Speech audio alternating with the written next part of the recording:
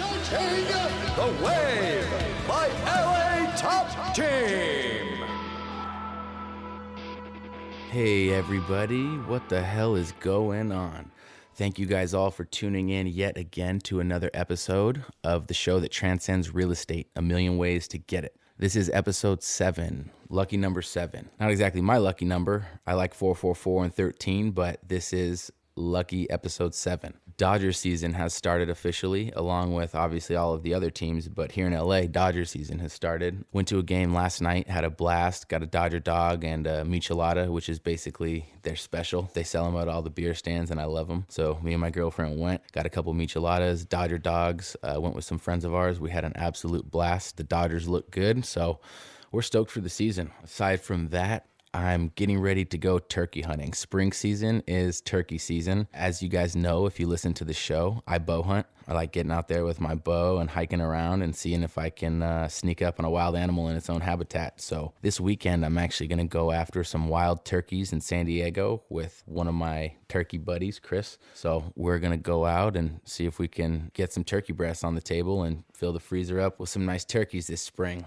This week's guest I am super pumped about. It's Todd Davis. Todd is a very close friend of mine and a name many of you recognize if you're a fan of the NFL because he is the starting middle linebacker, Super Bowl champion, and newly contracted Denver Bronco. He played out his entire rookie contract, and the Broncos had an option to exercise their right to reserve him on the team, and they did at a very high price at a very pretty penny. So we are all very proud of Todd. Like I said, he's a close friend of mine. His family is very close friends with me and my girlfriend, so we could not be more happy for him, and there's nobody else that deserves it. So really, really excited to bring you guys his point of view because he is soon to be all pro middle linebacker, but he's also has a huge passion for real estate, and you guys will definitely be able to hear more of that on this episode. Todd actually started as an undrafted free agent. For those of you that don't follow football that much, that was basically he was given a super long shot to make a team, and he was actually cut by the Saints, and then he got picked up by the Broncos, and he did what he did. He made a name for himself and made a place for himself, and 3 years later, here he is with a brand new contract. So that's basically the reason I wanted to have him on the show, so that he can explain, kind of fighting against the odds, going after a goal that not a lot of people have the guts or balls to go after. So the mentality when doing that, and how to successfully get through it. I wanted to have him on the show to talk a little bit about that and also real estate. Todd's the closest friend I've interviewed, and for the first time I found myself walking the line of host and friend, trying to stick to the script and not take it all the way personal, because obviously I'm trying to catch up with my buddy. But focusing on that made it hard to feel the flow state, which I normally like to feel when I interview a guest. I tried to cram a ton of information into a short interview window because he was in the middle of moving homes, as you'll find out later in the episode. But I tried to cram a lot of information into a short episode, so I jumped around a little bit. Nonetheless, a quality interview about to be presented with a ton of content from a true underdog who has and is currently overcoming the odds stacked against him and chasing a dream that many have but may never address. Last show, we had my buddy Andrew on. Andrew, if you heard the episode, is all about making a splash. Only 3.5 years into real estate and 8 months into starting his own venture with a partner, his positive outlook on life has brought the man nothing but success, and I fully expect that to continue because we all know how momentum works. The biggest takeaway I got from my interview with Andrew, although he didn't directly state it, is that participation leads to opportunity in all aspects of life. Andrew is a great example of living life full contact and jumping at opportunities to participate. This in turn leads to more ideas and collaboration and business and fun and all of that. And that cycle just seems to keep going and growing. So the biggest takeaway I got was don't live life on the sideline. Don't live life through social media. Don't do any of that. Live life full contact. Participate, because more participation leads to more opportunities, leads to more whatever you're looking for, whether it's fun, money, connections, whatever. You got to participate to have that. And although he didn't say it, I really, really took that away and took it to heart. Keep it up with the feedback, guys. We really appreciate it. As you can see, we've been making all kinds of little tweaks to the show, and we'll continue to do so because our main goal is to bring you guys useful content from an array of sources that you can use week after week. So keep up that feedback and know that we're listening because we're making the changes. The contest, unfortunately, is on hold for a week, guys. I mistimed it by a week. Shit kind of happens. I planned that months ago and tried to get it going like 5 weeks in advance and ran into a little hiccup. So that is pushed back for a week. I want to make sure everybody gets a chance to enter. We've got quite a few entries thus far, but it's just going to be pushed back a week. So my apologies to everybody on that. Stay updated. Next episode, we will announce the winner. We'll also announce it on Instagram. So keep your eyes peeled. The winner is going to be announced soon. The tool I can't do without this week is CallRail. CallRail is a VoIP phone system that I use for all of my business, actually. It helps me take all of my buy calls. It helps me compartmentalize my buy calls. It records all my calls, and it helps me and my assistant populate all of the information for the leads that come in that I do marketing for. So CallRail is an awesome VoIP. I've used at least 10 VoIP softwares, and CallRail without a doubt fits my needs the best. So that is this week's Titan tool that I cannot do without. If you guys have a minute, be sure to head over to our website, millionwayspodcast.com. It's really starting to come together. We're all starting to hit our stride. Give us some feedback. If it's hard to navigate, let us know. If the information's not being delivered in a proper manner, let us know. We're open to make changes, and I can make those changes at any time. For anything else, you can send us an email, info@millionwayspodcast.com. Finally, here we are, interview time.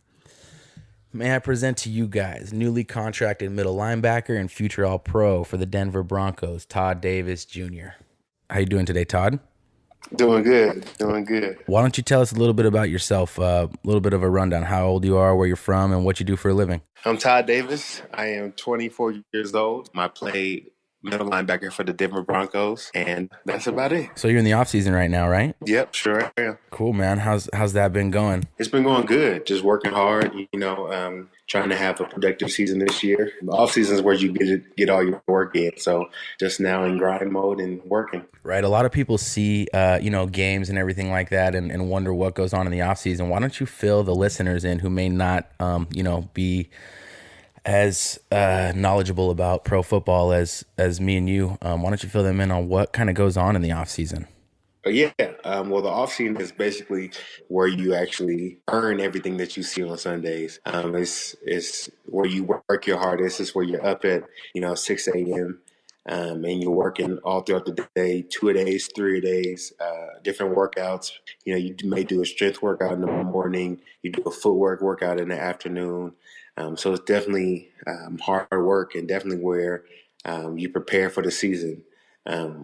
This is where all the accolades are won, all the Pro Bowls, all the Super Bowls, all the rings. They're all won actually in the off season, but you see it come to fruition during the regular season. Now, all these workouts and stuff, are a lot of them structured, or is it you're pretty much on your own and you got to do what you see is best for your own personal body and frame and game? It's a little bit of both.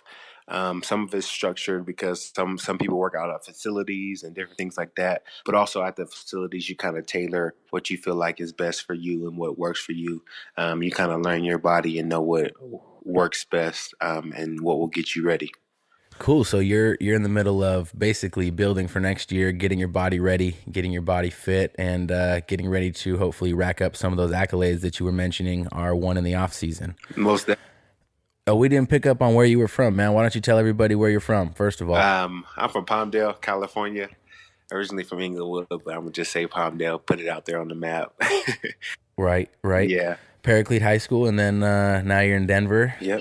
A little bit of an adjustment from the desert to the mountains. Speaking of which, any snow? Did you get a bunch of snow this year or what? Yeah, there was a lot of snow actually. And I stayed in Denver the whole off season this year, so I got to learn how to deal with it, drive through it, shovel my own driveway and everything. So I got real comfortable in the snow. Right. I was gonna say you were in Denver for most of the off season, so all of your workouts and stuff have been going on there, right? Yeah, definitely. So a lot of the stuff I had to move indoor just because of the snow and the weather. It can get a little crazy. And are you still training at the same facility with that coach, the Muscle Farm? Yeah, I'm actually training at Landau Performance with Lauren Landau, and then I also train at Muscle Farm as well. Cool, man. So aside from working out, what have you been able to do for fun in the off season? Obviously, you got to take a little bit of time to kind of unwind and stuff like that. I know a couple weeks ago you had mentioned a trip or something like that. How was that? Yeah, it was good. A couple weeks ago, I took my family down to Disney World. When we I have a 9-month-old son, so we were able to take him down there, let him meet Mickey and do all that kind of fun stuff, and go to the different parks. So that was definitely a good vacation. I went to Costa Rica earlier in the off season. Went to California a couple times, Las Vegas. So I was able to get around a little bit and have some fun. Little 2, 3, 4, 5 day trips in between the workouts and everything. Yeah, yeah. Cool. So for the listeners, Todd's married. Todd's been married, what, a year? A little over a year? 2 years? Yeah, almost 2 years now. Yeah. Todd's been happily married 2 years. He and his wife are good friends of me and my girlfriend, so we really, really enjoy hanging out with them. I'm glad that Todd has found himself a wife and settled down. I only mentioned that because I was going to say, did you go on any trips with any of your teammates or anything? But I figured I might as well mention Todd Davis is a family man and probably spends most of his time with his family. Yeah, yeah, I definitely do. A lot of times with my family, and I love, my family and my wife and my son very much. And we actually did go on a trip with some of my teammates. It was myself and also a couple other linebackers and their wives, and they all went with us to Costa Rica. So it was actually a good like team bonding trip as well as getting some time with the missus. Oh, so it was like a couple's trip to Costa Rica. That's cool. Yeah, it was fun. What did you guys do out there? Ride some quads or hike or what's up? Yeah, we did all that. We did. We rode quads. Then we did the jet skis. We did the zip lining through the jungle. We did a whole bunch of stuff. We did the horseback riding. We had a lot of fun.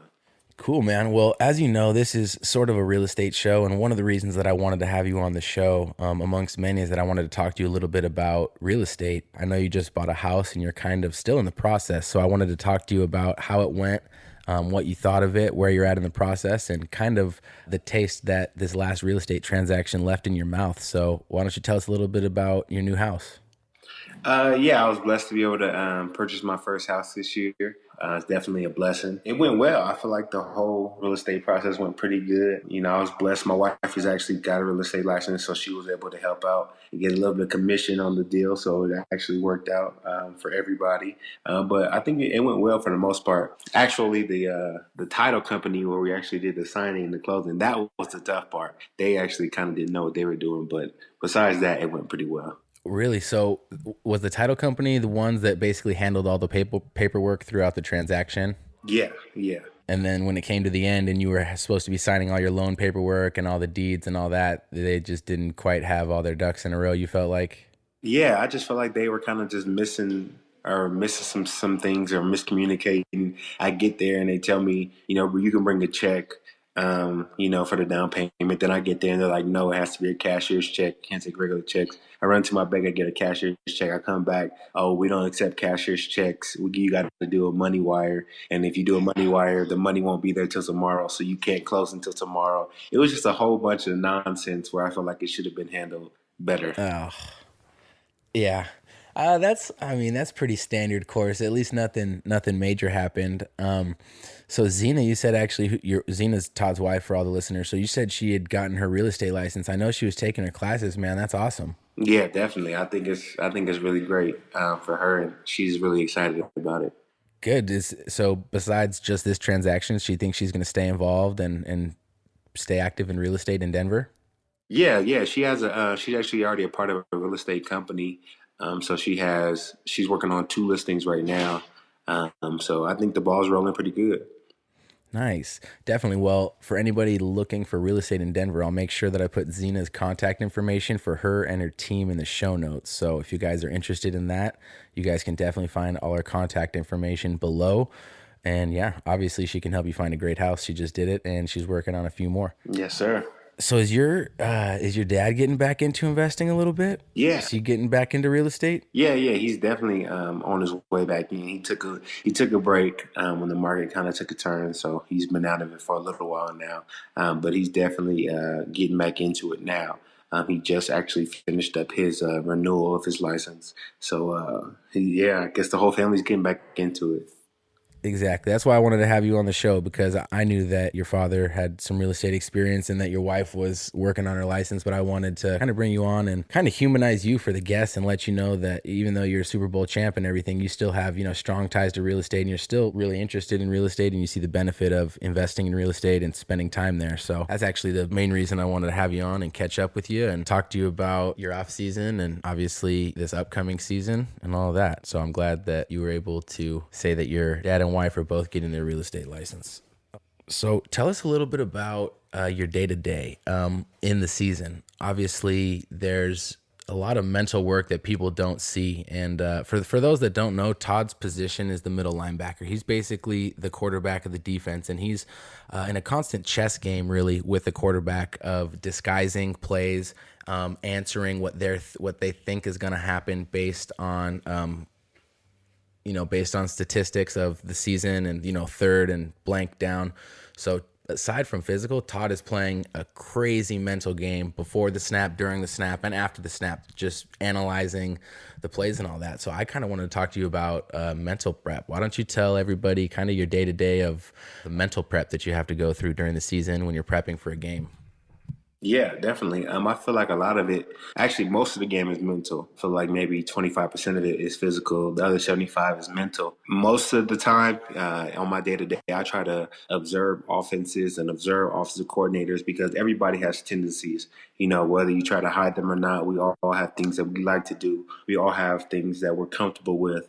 So one of the things I like to do is, figure those things out and be ready to make a play when you start to show your hand or when you start to get comfortable, be able to turn that play into a positive for the defense. Day to day, I probably study about 5 hours of film every day, just from the meeting rooms. In the morning, we study film for about an hour. Then we go to practice and we come back in the meeting room. We probably study for about another, hour and a half, 2 hours. Then after done at the facility, I come home at night. I probably study for another 2 hours. So I'm constantly studying my opponent, trying to pick up keys, tendencies, and just trying to be prepared for this upcoming week. And how long are you at the facility for during the season? During the season, it's pretty like a normal job, kind of like a nine to five, or I mean, actually 8 to 5 or 8 to 6 kind of deal. And 60% classroom, 40% field? Yeah, most definitely. Most definitely. It's a huge point of emphasis, to get in that classroom and, definitely learn from the film. Mm-hmm. Speaking of regular job, speaking in those terms, you recently got a new boss then, right? Yeah, I did. How's that been? It's been good. I mean, I like him a lot. I can tell that he's, a good guy. And one of the things I like is he's an honest guy. He's not one of those guys that's going to kind of beat around the bush or kind of try and sugarcoat something. He's just going to tell you how it is and kind of deal with it as it goes. I like him. I mean, his nickname is VJ. Yeah. So I think that's pretty cool.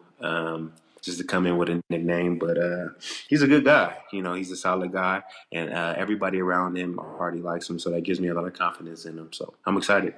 Is the whole staff new on the defensive side of the ball? No, actually, most of them are returning. The only difference is Wade has left, the defensive coordinator, Wade Phillips, and Joe Woods has actually stepped up to be defensive coordinator. So he was already under the team, so he just stepped up. So it's pretty similar. Not too much change, maybe a couple things here and there, but the defense probably is pretty much intact. Cool. So I kind of want to somehow paint the image of how competitive the NFL really is. I know that you're never really safe unless you're, one of the top players, but you've pretty much put yourself into a safe category as long as you keep producing the way you've produced. How stressful is it around those times when the cuts come and when you see players that, think should be playing and could be playing on another team or even your team and they just start dropping off? I mean, maybe explain a little bit to the listeners the stress involved with seeing that happen and knowing that it could be you and getting through that actually, because you pushed through it and you rose above it. So explain the stresses involved in that, because that a lot of times you hear about blank getting cut and blank getting cut, but you don't think about as a normal person, you don't think about the stress involved with your boss telling you got to go, not because you're not good enough, but because we don't have enough people. So explain that stress and how you kind of deal with that. Is it in the back of your mind? Is it something you even think about anymore, or how did you deal with it? That stress is, I feel like no other. I don't feel like there's really too many other jobs in this world where you can just kind of get cut and with no real notice without doing anything wrong. There just may not be space for you. With me, I feel like I battled through that whole process so many times, and it's definitely tough. I know at training camp they do a lot of cuts. I think we bring like a hundred guys to the training camp, and then we have to bring our roster down to 53 guys. So it's definitely tough, and it's kind of scary. Every like 2 weeks, there's somebody called the Reaper who comes in. That's his nickname, but it's somebody from the top management or the office that comes down, basically tells you, grab your playbook, and coach wants to see you, and that's how you kind of know that it's your time to go. But those situations are tough, man. Being in it myself, I've actually been cut before by the New Orleans Saints, put back on the practice squad, and it's never fun. You always worry because you don't know what the future holds. You don't know what their plans are for you. You don't know if another team's going to pick you up. You don't know if that team's going to bring you back. You really don't know what the future is for you. So that time is extremely stressful. It's just tough being able to bounce back from some of those sometimes because a lot of times you're so close to having your foot in the door, and sometimes it could be a matter of space, not a matter of talent. So you always got to continue to work hard and just hope that God has a plan for your life. Right. And that's on top of the stress of trying to learn a new defense, trying to, understand a new coach, a new scheme. And a lot of that's happening whether you're new on a team or whether the personnel on the coaching staff changes. That's just added stress. So a lot of those things go unmentioned and, unthought about, but the big money doesn't come without a price. You're definitely paying the price in stress and work hours and all of that. So man, it's good to hear it from you that it's no joke, when you're going through that, it's serious business and your neck's on the line, you train a whole year for that. And if you get cut, you're out of work for a year. Yeah, definitely. Definitely. And I was even it still affects me even now. Like there'll be times like even last night I woke up, I couldn't go to sleep. Mm-hmm. I woke up at like 3 a.m. just thinking about the season and being ready and being set and making sure, my spot's secure and being, sound. And sometimes, you lose sleep over it because you don't want to be that guy on the street. You don't want to be back home cut. Mm-hmm. So it's stressful. Even when you feel like or it looks like you've made it to a certain point, you always think about it. Correct. And all that being said, Todd played out his whole contract and was eligible for restricted free agency, and his team actually picked it up and paid him some pretty good money. So congrats to Todd for kind of making it through that. And obviously that's always in the back of your mind, and you always see veterans get cut, but it's a really, really strong sign to see Todd have played out his entire contract with the team and then see the team exercise their option to take that extra free agent year. So really, really happy for Todd, and yeah, he made it through that fire. What are some things that you kind of wish you knew getting into the league that you wish you got told by somebody, a mentor, a veteran that was in the league, or even an agent? That's a tough one. I think I just would have liked to know, how to keep my body right. I don't think I really understood what a physical toll, 16 games compared to 12 or 10 was. It's just a physical toll. It's year round, more so than any other time of playing football.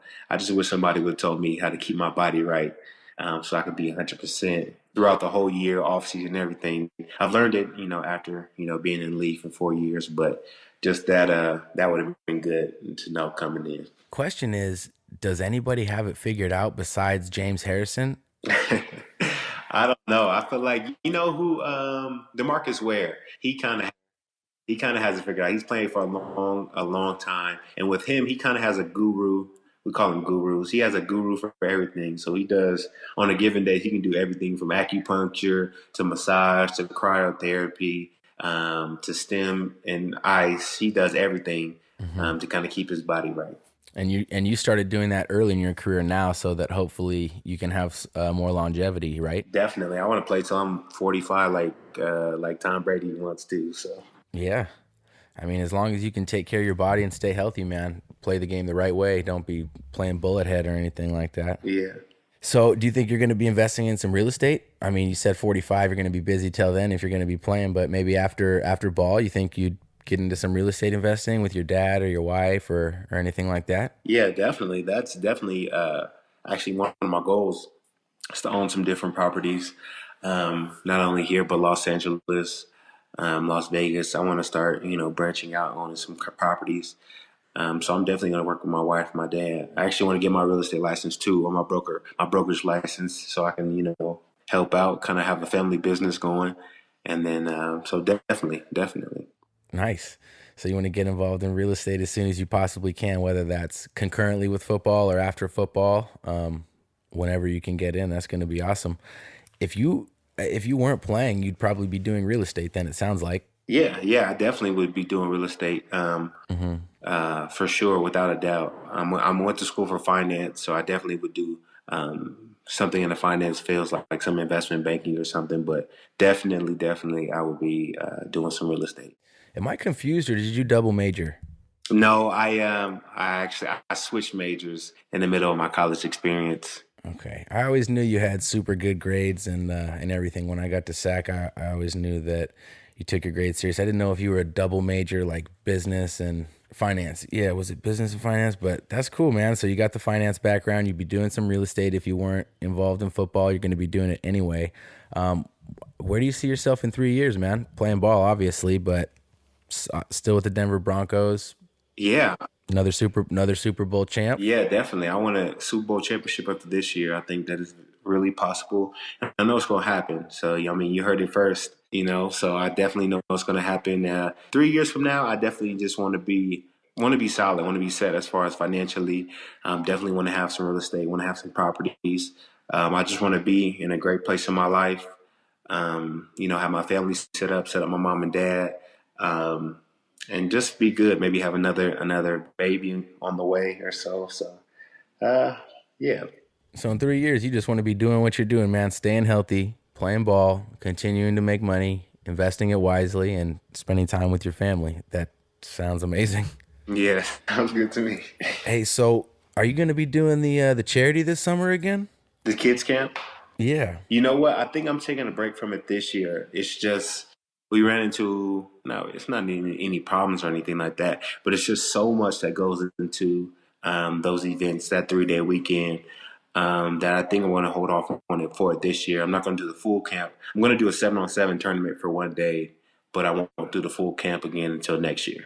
Right. Yeah, because I remember your mom planned that whole thing, and it took her like 6+ months to get all that going. It was amazing, but the planning behind that was crazy, crazy amounts of planning behind it. Yeah, it's no joke, and we get everybody involved. We get the city involved, the mayor involved, the chamber involved. So it's a lot that goes into that weekend. Right. Now, you still got the foundation? Yeah, definitely. A Plus Living is still going strong. We're still helping out in the community. We're still, working with the mayor and everything to definitely better our community. So it's still going strong. Good, man. The only reason I brought it up was because I wanted to ask, where can people visit the A Plus Foundation so that they can find out some more information about it or donate if they're in the area and they want to help out the people of Antelope Valley, the kids of Antelope Valley. Yeah, definitely. You can go online, catch us online, aplusliving.com. And you can see all that we're doing in the community, all our upcoming events, and actually some of our past events. So you can see kind of what we stand for, what our motto is, and how we definitely want to make our community a better place. And that's aplusfoundation.com. Yes. Cool. And I'll obviously put that in the show notes for all you guys that want to check it out. Just go ahead and click there, and you can find some more information. I know that we got on for about a half hour. We're getting to the end of it here, Todd. I just wanted to get some final advice from you out there for any entrepreneurs listening to this or any maybe young fans that may come across this. Any sort of advice that you wish someone told you when you were young, because you've obviously been able to, like we talked about, fight through the adversity of the massive attrition rate in football and, come through that fire and make yourself a starter on a Super Bowl winning team. So what advice do you have for people that may be trying to do something like that, or maybe facing a challenge that they see as insurmountable? Yeah, I feel like if you can believe it, you can achieve it. Don't let anybody stop you from, achieving your goals. Don't even look at the odds. Don't look at how many people don't make it. Just know that you're going to make it. And if you put everything you have into your dreams and your goals and your aspirations, I believe that you really will come out on top. And just continue to work hard no matter what your dreams and goals are. Work as hard for them as you do for anything, actually more than anything else you do in your life. And I think that you'll end up on top. I think that you really will achieve your goals if you really put 100% effort into it and work your butt off. I mean, I agree. I agree fully with you. It sounds easy, but I've seen you do it. I mean, I've done it myself. I've seen many of my friends do it. It just takes commitment. You got to set your mind to it and make it the most important thing. Whether it's the NFL, starting your own business, getting a promotion. If you like the company you're working for, it's basically like Todd said. You got to set it in your mind and commit to it, and it'll happen. You just start that momentum moving for you, and the next thing you know, you're in the spot that you wished for 6 months ago because you dedicated your time, effort, and your resources to that. Yeah, definitely. I like to use this quote that Wade Phillips used to tell us. He said, if it's important enough to you, you'll make it happen, no matter what it is, no matter what you have to go through, no matter what obstacles you may face. If it's important enough to you, you'll make it happen. So I like that quote, and I kind of like to live by that as well. Well, I think that's a great sign off. I'm going to go ahead and cut the recording right there. I really appreciate you coming on the show, Todd, giving me a little bit of your time. I know that I caught you right in between a move, man. So thank you so much for kind of stepping into the other room, putting on your headphones and just talking to me for a little bit and letting these listeners know football is not exactly all fun and games. There's more to it than that. There's a business side, and football players like real estate too, right, Todd? Definitely. And I was glad to come on. I only support people who are doing good things and are good people. So, I'm definitely happy to be on, and it was fun. Thanks, Todd. I'm going to make sure I put all your contact information down below so people can reach you on social media and they can check out all of your foundations and your business endeavors. All right. Appreciate it, Raheem. All right, Todd. I'll talk to you. All right, I bet. This week's Realtor of the Week is Davis Pemstein. Davis is a finalist for Realtor Magazine's 30 Under 30 in 2017, and he's a salesperson and trainer with Climb Real Estate Group in San Francisco, California. In 2016 alone, Davis closed over $32 million in sales, on top of training dozens of other agents to improve their closing numbers as well. Although he's based in San Francisco, he's originally from Southern California and graduated from San Diego State University. Davis is undoubtedly one of the bright young stars in the nation-leading San Francisco real estate market. Definitely keep an eye out for him, and for more information, check out his website, davispemstein.com. Also, check out the show notes for links and his contact information. Keep on keeping on up there, Davis. Next up, we've got our Title Talk with Jerry. Take it away, Jerry. Welcome to another edition of Title Talk Tuesday. I am your host. My name is Jerry Wu, your title insurance specialist. Now, today I wanted to change gears a little bit. Normally, my topics include things that would directly affect the consumer, the buyer or the seller of a real estate transaction, and how title is involved, what different, what the binder is, some of the fraud that we're seeing, how to hold title, different things like that. Well, today I wanted to shift gears a little bit. I wanted to talk to the real estate professional. Now, in my line of work, I do run into a lot of third-party vendors out there that have a lot of great tools to share with real estate agents. And, when I'm out there, when I'm meeting different people, I like to learn about these different tools and bring them back and share them with my real estate professionals. And when I do say real estate professionals, I mean, your real estate agents, brokers, and so forth, just to tell them, hey, these are some of the things, the great tools that are out there that are helpful for your business. So I thought I'd share some of that with you guys today. Instead of talking strictly about title, hopefully I can shed some light for you real estate professionals on some of the really cool tools that are out there that you can implement into your business. And hopefully it'll help you as a real estate professional pick up another deal or two. So let's get started. First one. Now, this is one of my favorite tools that are out there today. And First American has partnered with them. It's called eProperty Watch. And you can go to firstam.epropertywatch.com. Now, what eProperty Watch is, it's a property monitoring system. So what does it monitor? It monitors nearby home sales or recent home sales. It monitors foreclosures and a couple other things, neighborhood trends and prices and so forth.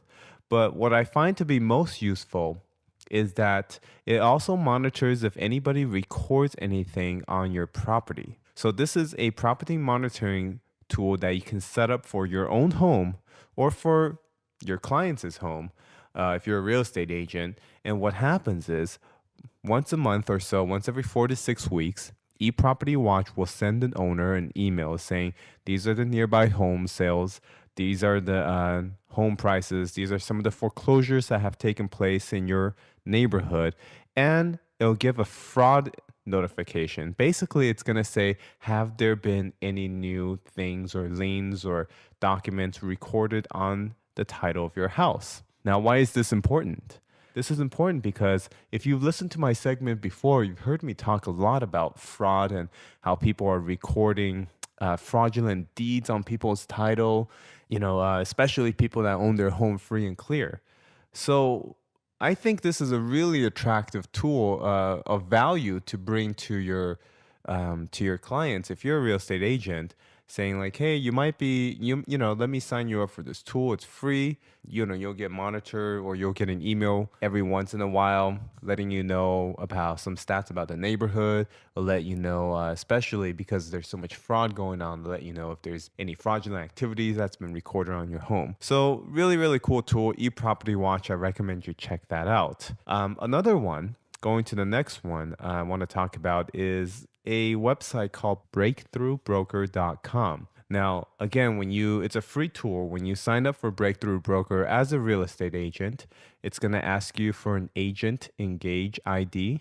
You can use my first and last name, Jerry Wu, W-U, all lowercase, no space. And basically, Breakthrough Broker, it's a website full of resources for real estate agents. If you're looking for what books to read, if you're looking for some templates for an open house flyer, if you're looking for a template for a just sold letter, if you're looking for templates for PowerPoint presentations, if you need an accounting worksheet to keep track of your real estate business, these are all tools that Breakthrough Broker offers. Really, really great site. I mean, it even has tips, interviews, marketing pieces that you can use to pass out in your business. Fantastic website. I'm really glad to see somebody just decided to make one website, consolidate all these different resources and tools for real estate agents and kind of put them in one place. Really great idea and great tool to have in your little tool bag. Moving on. This one is kind of from left field. This one is an app called Intellius. And you can download it on your Apple devices, iPhone, iPads, and it's called Intellius, Intellius. Intellius is kind of, I don't know if you guys have ever heard of People Finder or White Pages. So basically it allows you to type in the person's name and the city that they live in, and hopefully you're able to find they have a number listed. So if they do, their number might show up when you try to search for them. So when is this useful? Besides kind of the private eye / stalking aspect of it, it comes up useful if you have a buyer saying, hey, I want to buy this property. Can you help me get a hold of the owner to see if they're interested in selling? Intellius is a great tool. You can download it on your app. They give you I believe it's a 2 or 3 days free trial to try out a product. But after that, I think it's only about $10 a month. So be sure to download it, check it out, even just play around with it, search for yourself, see if you can find yourself. But I do know a lot of real estate professionals love it. They use it when they need to find a particular seller, when they need to find an owner. Sometimes they just, use it for personal reasons that I probably choose not to ask too many questions about. Going on to the next tool is something that's available from First American Title, and that's a program called My First AM. AM like America, AM. Now, this tool is only specifically for realtors, so you can try to go on to www.myfirstam.com and try to sign up. It'll ask you if you have a account rep. You can put me, and then the request will come directly to me. And if you're a real estate agent or a professional, at least if you are in the Southern California area, I can get you get going on that. But if not, then I'll probably direct you to somebody else that's more local to your area. But My First AM is a property profile search function. So you're actually able to go on My First AM to look up property information, pull up documents, recorded deeds, and you can draw your own farm area. If you're not familiar with what a farm area is, it's basically another fancy way of saying a marketing area, area that you want to market. It can give you, some good statistics. that may help you determine if a farm area is good. It uses the GPS on your smartphone devices to locate where you are. So even if you're out in the area you're not familiar with showing homes, you're still able to locate where you are and then pull property information for properties around you. Moving on. Next product, also another great product from First American, is a product called Cost First, COSTSFIRST. Again, another tool specifically only for real estate professionals and agents. And you can go to COSTS first.com, take a look. But basically, this tool allows you to create your own net sheet. So if you're a real estate agent and you want to go ahead and create a net sheet for that seller that you're going to be meeting with, it'll go ahead and calculate all your title fees, escrow fees, and so forth. So take a look at that. Now, these are just some of the great tools that if you're a real estate professional, you can go ahead and implement into your little tool bag. Take some time to play with it. You know, most of these tools are pretty self-explanatory, and the great thing is most of them are all free, with the exception of Intellius. Everything else is all free. So hopefully I provided a little bit of value for you guys today. And again, you know, normally I don't target these podcasts so much towards one group of audience, especially towards just real estate professionals. But I hope there are some real estate professionals out there listening and that's able to take advantage of some of these tools and resources that I've shared. So hopefully you guys enjoyed this segment, and look forward to speaking with you next time. Take care. Again, guys, just a reminder that the contest got pushed back. That is 100% on me. I mistimed it and the event surrounding the contest, so I had to push it back 1 week. No worries, there will be a winner. Just keep your eye out. The announcement will be made in the same way. Check out our site for all the goodness that we've been working on. And finally, everybody keep your eyes peeled for our hard launch. We are going to be sending out a series of just a few emails announcing our podcast. So keep your eye out for that. We're really excited about it. With that, episode 7 is concluded. You guys take care, tuck your kids in, and kiss your parents. It's a crazy world out there.